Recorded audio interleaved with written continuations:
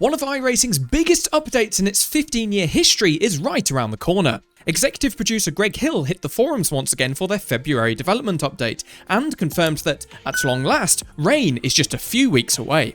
That's not all, as there's also new tracks, new cars, and huge changes coming to the very fabric of the iRacing experience, both in Season 2 and across the rest of 2024. Here's our rundown on everything you need to know, plus our thoughts and theories on some of the teasers that have been shared. Yes, it's finally on its way. The Tempest weather system, which will see rain make its long-awaited debut, is just a few weeks away.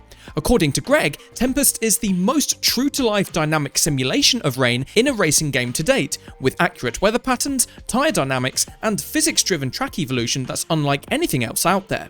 The team have used their laser scans to their full potential, with details such as the roughness of the asphalt playing a huge part in calculating surface traction, water retention, and how the track will dry as conditions improve. Be prepared to learn unorthodox lines, adjust your finely tuned setups, and treat the loud pedal with caution. Discovering which parts of the track hold the best traction will be key to success, but rest assured you won't be heading into the storm alone. The in-game spotter and crew chief will keep you up to speed with how conditions are developing, or at least how they think they'll develop. Using real-world data from circuits around the world, Tempest will predict a forecast that drivers, teammates, and your spotter can see. But, as we all know, forecasts aren't always correct. Just because there's dark clouds in the distance and a high chance of rain doesn't mean it'll arrive, and likewise, a sunny day with a low chance of rain could turn ugly in a flash. The longer the race, the greater the uncertainty, so endurance racers beware. Keep your eyes not just on the forecasts, but on the skies too.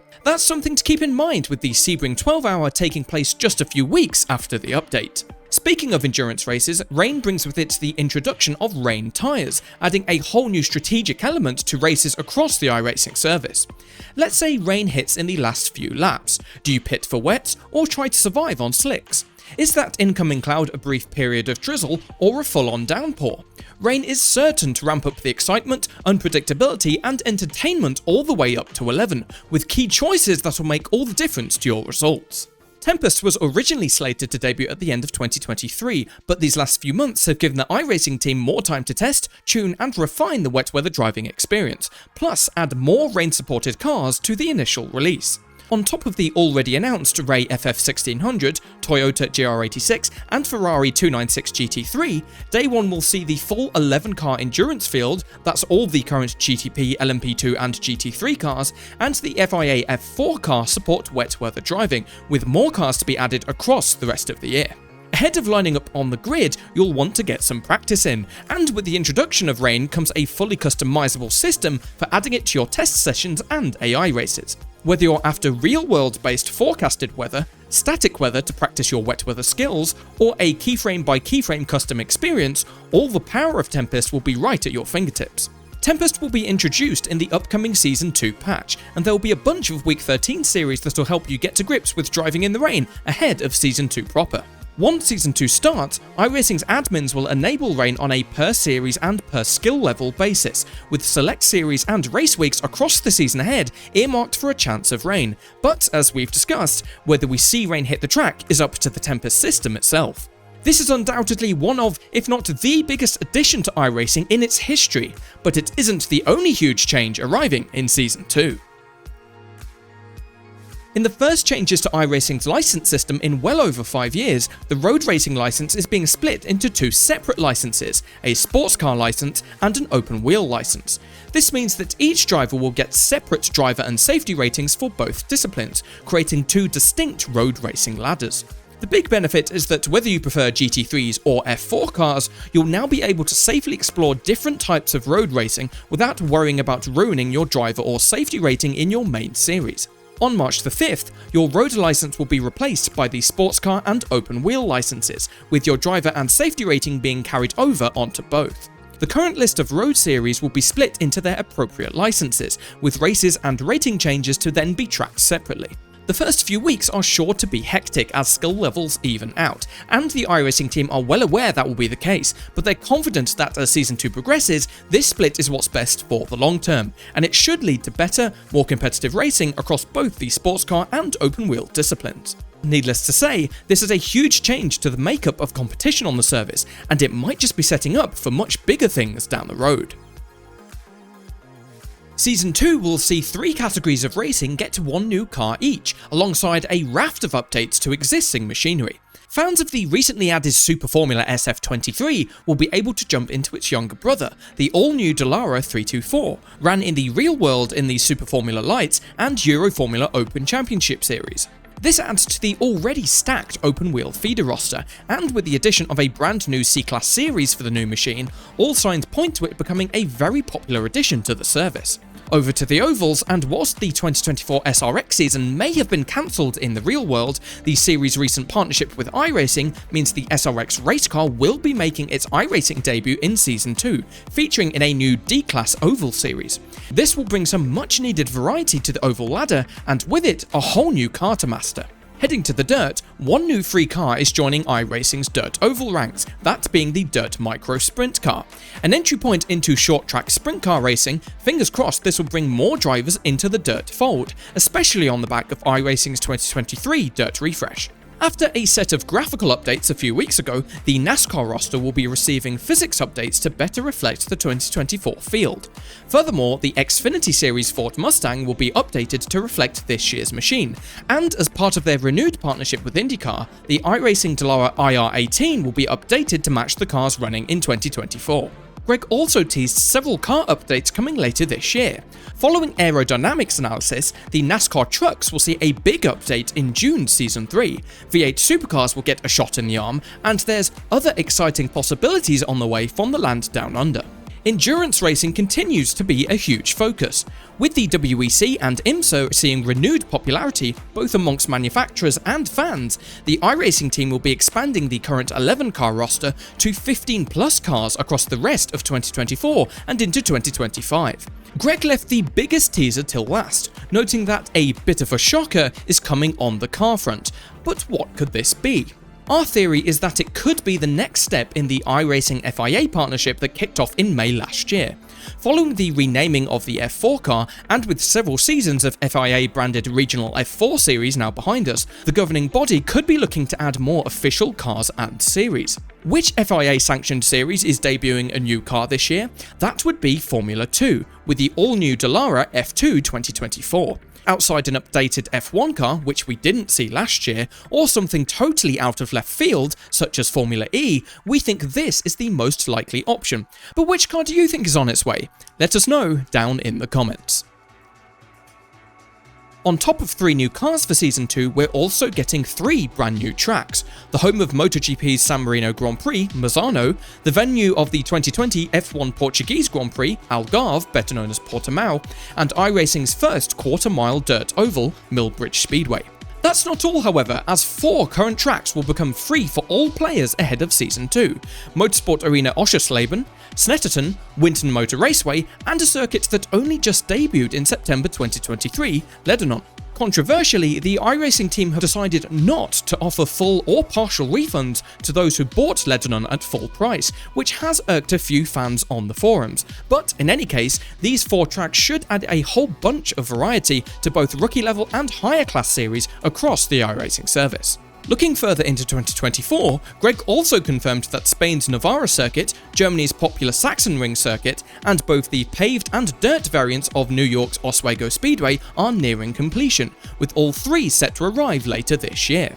The iRacing team is also planning a trip to the UK to scan 2 British tracks later this year. Greg hasn't shared what these tracks are, so which circuits could they be?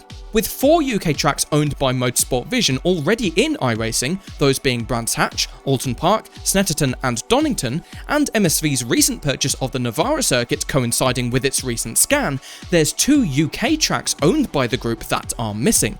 So we believe we'll be seeing the popular British Superbike circuit Cadwell Park and track day sensation Bedford Autodrome making their way to the service. With iRacing announcing last October that they're working on an official NASCAR console title for release in 2025, Greg has shared how development for that game will directly improve iRacing. As track environments and circuit graphics are brought up to date for the console release, these improvements, titled the NASCAR Remaster Project, will also be brought into iRacing, giving the fleet of ovals a much needed lick of paint. Oh, and one last thing. At long last, Greg has noted that the iRacing team will soon be working on a long-awaited update to Spa, finally bringing the decade-old scans of one of iRacing's most popular circuits up to date. Back in the November development update, Greg explained that iRacing's UI will be moving to a new, modern structure, giving the service a more approachable and accessible design for the future. In Season 2, we'll see the first parts of this UI overhaul in action. On top of the new license icons, which are already live, the Season 2 patch will see the addition of a new wrapper, breaking the navigation down into categories that should be more user-friendly. This means a move away from the modal-based pop-ups that are common throughout the launcher to a more modern, guided, and easier-to-use experience. Once the AI UI is overhauled, the Series UI is up next, with the creation of a new hub for information, start times, and statistics on the series we all know and love. These are just the first stages of a major UI overhaul that's expected to progress throughout the year, including not just the out-of-sim experience, but the in-sim UI as well. Some of these UI screens and interfaces are closing in on becoming 20 years old, and so with the core graphics overhaul also on the way, iRacing is set to look far more 2024 rather than 2004 as we progress throughout the year. Here's a thought. The design mockups that iRacing have provided show a suspiciously F1-looking font in the launcher UI. Could this be another sign that the iRacing FIA partnership is heading to the next level? As if a new weather system, license changes, new cars and tracks, and the start of a UI overhaul wasn't enough, there's even more coming in Season 2. With sim racing more popular than ever, iRacing are introducing their new Racer Experience feature. This is designed to take new racers from first-time setup, through guided AI scenarios, and onto the racing ladder for their favourite discipline, helping new drivers ease into the service, and hopefully leading to more of them sticking around. The all-new 3D curbs, introduced in Season 1, are being added to both Fuji and Sebring, ahead of the Sebring 12-hour, and all new tracks will have 3D curbs moving forwards, including the incoming Mazzano and Portimao circuits. Moving beyond Season 2, Greg also provided an update on the upcoming career mode, announced last summer. Work has been progressing well, but the mode is now set for launch in 2025, with iRacing president Tony Gardner sharing with Insider Gaming that it's likely to release in incremental steps, rather than a full career experience from the get-go. The development of the Tempest weather system led to a lot of new to iRacing VFX work, and the team are looking to capitalise on that momentum by turning their attention to existing effects such as tyre and engine smoke, with updates expected later this year. This comes alongside continued work on a new iRacing rendering engine, which is set to bring significant graphical updates to the service. Last but by no means least, after Phase 1 of the Oval refresh landed back in Season 1, work on Phase 2 is moving at pace, with further details to be shared in due course ahead of its release later this year. iRacing's progression over the past 12 months has been extraordinary. First came a damage overhaul, then came realistic grass, and now comes the highly anticipated arrival of rain. This is a hugely exciting time for iRacing fans, and I can't wait to turn my first laps in the wet. With IndyCar back in the fold, a headline-grabbing NASCAR console title to look forward to, and huge changes to iRacing's UI and graphics on the way, momentum is firmly on iRacing's side, and I can't wait to experience not just all the new elements coming in Season 2, but also everything else on the horizon, in what is sure to be a banner year for iRacing. What do you think? Are you excited for the arrival of rain? What are your thoughts on the road license split and the new UI direction? Let us know in the comments below. A quick reminder that our channel memberships are now live, so if you'd like to support the channel and get your name included in every video, plus access to exclusive community posts and polls, click on the join button below this video or on our channel page. If you've enjoyed this video, give it a like, and for all the latest in racing games and beyond, be sure to subscribe and ring the bell to catch our latest videos as soon as they go live. I'm John from TopSplit, and I'll see you out on track.